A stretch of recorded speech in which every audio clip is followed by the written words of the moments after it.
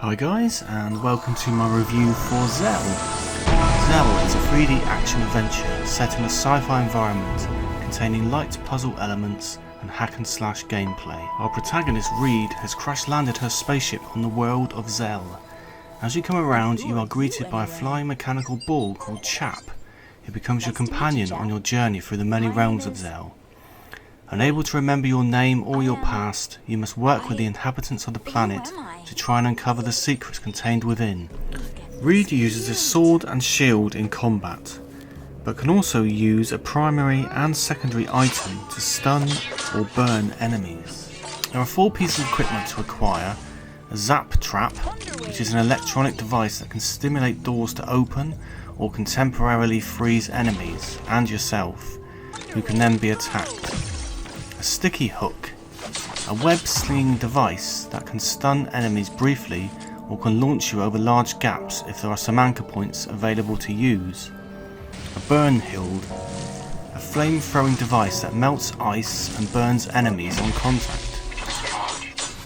Clobber, an experimental prototype weapon designed to emit a powerful sound wave, disturbing certain enemies so that they can then be attacked. It also smashes glass. You can upgrade the 4 pieces of equipment you'll eventually own, but some of the resources needed are very hard to discover, and this means you'll have to choose only 1 or 2 items to upgrade. Killing enemies drops common items used to brew health or stamina potions, but to upgrade weaponry you will need things like gold cables or energy cores, which were only available through opening chests or defeating bosses, and were very limited. Each weapon required the same ingredients, so once you had used them on one item, it was extremely hard to gather enough for another one. You can buy items in the shop, but they are mostly common items that you don't need. You won't be able to buy much to help you upgrade weaponry, and oddly you cannot sell any of your inventory. Combat mostly fell on the normal to easy side, depending on the number of enemies present and which type of enemy was encountered. There was quite a variety on offer, with some firing projectiles, some having shields, and others needing 2 kinds of weapons to kill them. You will encounter a few boss fights, most of them are doable, and it will only take a few tries, especially if you have plenty of health boosts in your inventory. The game suggests that there are time-related puzzles involved, but it's more of a mechanic than a puzzle. You can use your time stone to bend reality and enter a different time. Here you can either move to a certain position and then go back to reality, or perhaps move a block into position to use in the real world. These puzzles are incredibly easy and obvious in the main. There are a few different areas to explore. Some are available from the beginning, and others need specialised equipment or items to progress. The map is absolutely useless in providing you with any kind of directional help. There are no waypoints or pointers to your objective, and navigating the map is very difficult with a controller. I gave up trying to use this as a directional tool.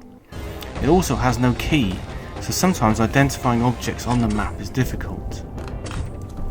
I got lost quite a lot in the beginning, and you would do a lot of running around looking for certain areas, except there is no run button, so it's more like a jog. I hated that there were no fast track methods, until at the end of the game fast tracking suddenly became available. I don't know if it was always available or somehow I had unlocked something, but it came far too late in the game. That seemed to be a common theme though, and I don't think that things were explained enough. For example, I had a torrid time trying to use the web slinger. It just wouldn't work properly and was a huge source of frustration. But later I accidentally discovered that you need to use the left trigger to target before using it. There are no tutorials on how to use equipment, so that is why I was misusing it throughout. Level design seemed to be unbalanced, especially with the amount of save stations. In easy levels there seemed to be plenty of save opportunities, but on harder planes there were hardly any. The worst culprit was the final level, where there were no saves at all, and if you got killed you would have to replay about an hour's gameplay. When the game bugged out on the final boss, I couldn't be bothered to replay the whole level and just gave up. Also, there are meant to be 3 save slots, but I could only ever access slot 1.